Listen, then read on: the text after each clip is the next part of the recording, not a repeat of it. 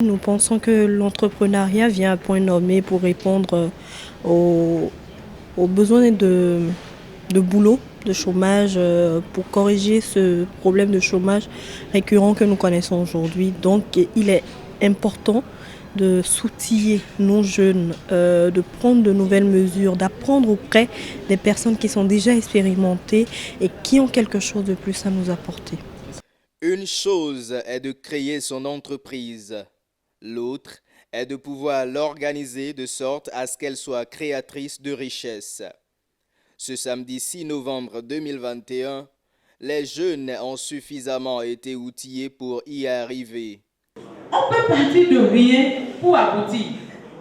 Nos mamans qui nous ont mis à l'école, elles vendent nougat, elles vendent plus, elles vendent gari.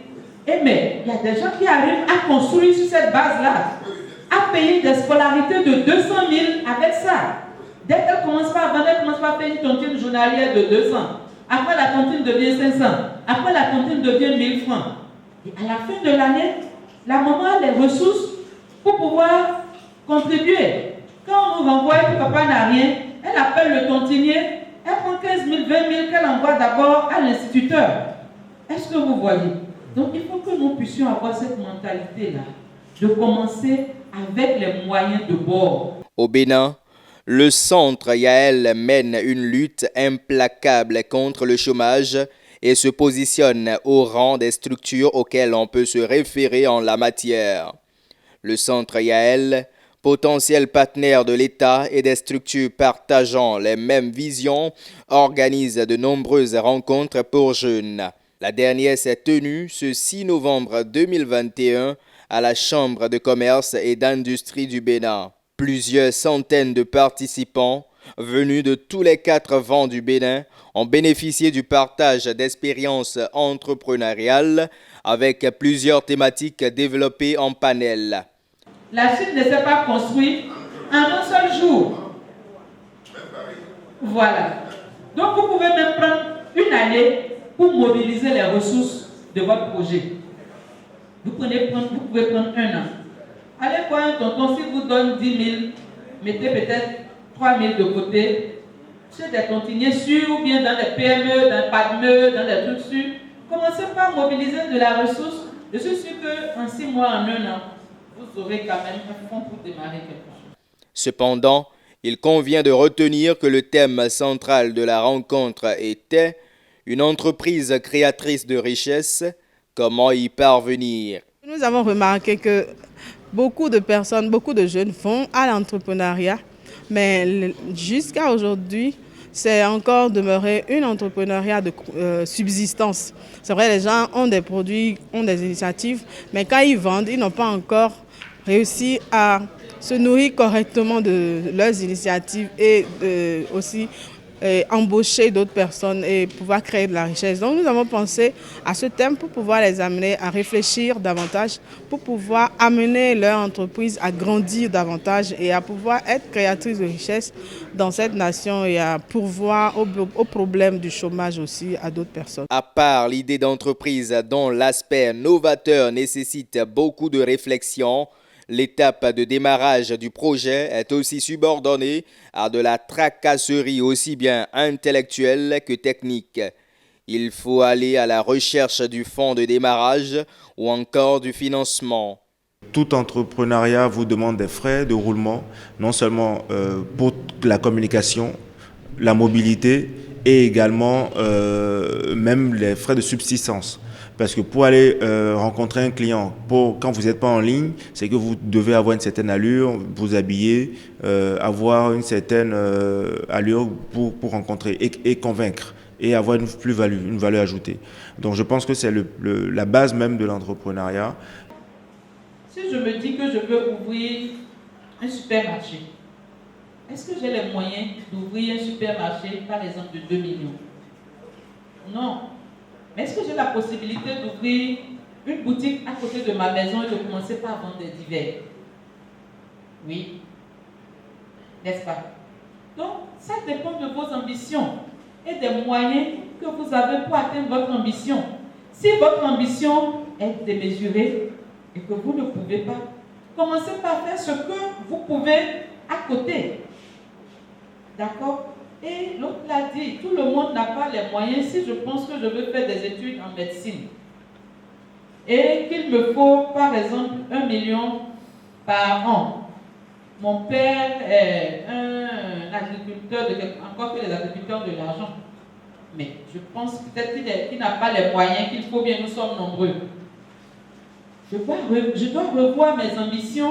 Non seulement il faut déjà les frais de roulement et mettre un peu déjà pour attendre à ce que ce soit à une grande échelle.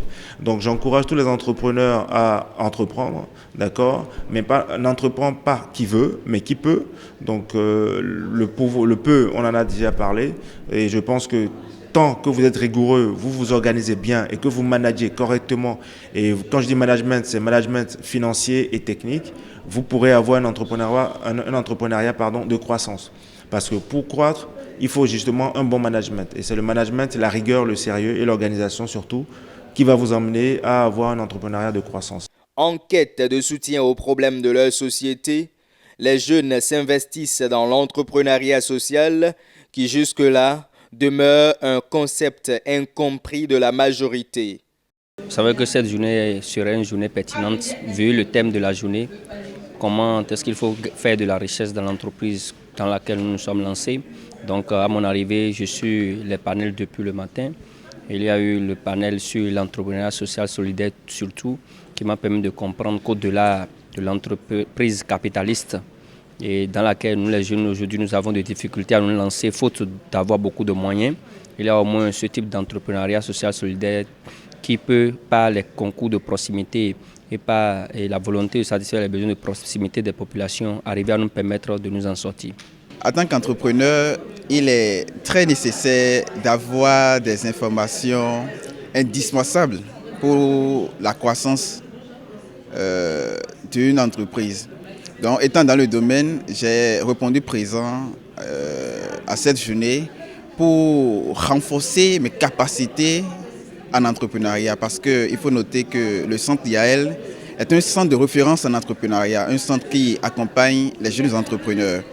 Donc aujourd'hui, j'ai appris qu'il vaut mieux s'entourer et aller vers les personnes qui ont déjà fait la chose. Et si tu n'as pas les moyens d'aller dans le sens de ta vision, de ta passion, tu peux trouver les voies et moyens pour aider les autres à écouler leurs produits, par exemple. Tu n'as pas besoin forcément de créer ton entreprise. Tu commences très bien. À cette rencontre de grande envergure du centre Yael, il était aussi question de valorisation des startups qui innovent. Elles ont exposé leurs produits. Plusieurs partenaires ont accompagné le centre Yael dans l'organisation de la Journée mondiale de l'entrepreneuriat au Bénin. Il s'agit notamment de l'Agence de développement de l'entrepreneuriat des jeunes, de Global Archi Consult et bien d'autres. Dans un futur très proche, nous allons mettre en place un autre type d'événement du genre, parce que notre projet, c'est d'organiser tous les 2 mois des rencontres du genre. Parce que déjà le samedi prochain, nous serons encore dans un exercice pareil à Porte-Novo, à la Maison internationale de la culture, sous le parrainage de la mairie. Et nous allons rééditer cette même expérience avec d'autres panélistes aussi. Donc c'est le projet que nous avons tout au long de l'année. Nous voulons étendre ça davantage dans les autres villes du Bénin pour amener ces formations auprès de tous ceux qui sont dans le pays pour pouvoir créer la croissance économique effective dans le pays. Donc c'est nos projets pour les prochains jours. Nous remercions vraiment tous ceux qui nous ont soutenus. Déjà la CCIB qui nous a parrainé, qui a accepté que l'événement se fasse dans ce lieu ce matin. Nous remercions aussi l'Agence de développement de l'entrepreneuriat des jeunes qui aussi nous a aidés dans l'organisation de ce programme et tous ceux-là qui ont été partenaires. Nous avons le DG Caleb Povier ici aussi qui est partenaire de cet événement. Alors nous remercions tous ceux-là qui sont partenaires, tous ceux-là qui ont été panélistes sur cet événement, parce que sans eux, l'événement n'aurait pas été fait ce matin. Peut-on rêver d'un Bénin zéro chômage? Ce pari est possible tant que les acteurs vont toujours s'investir.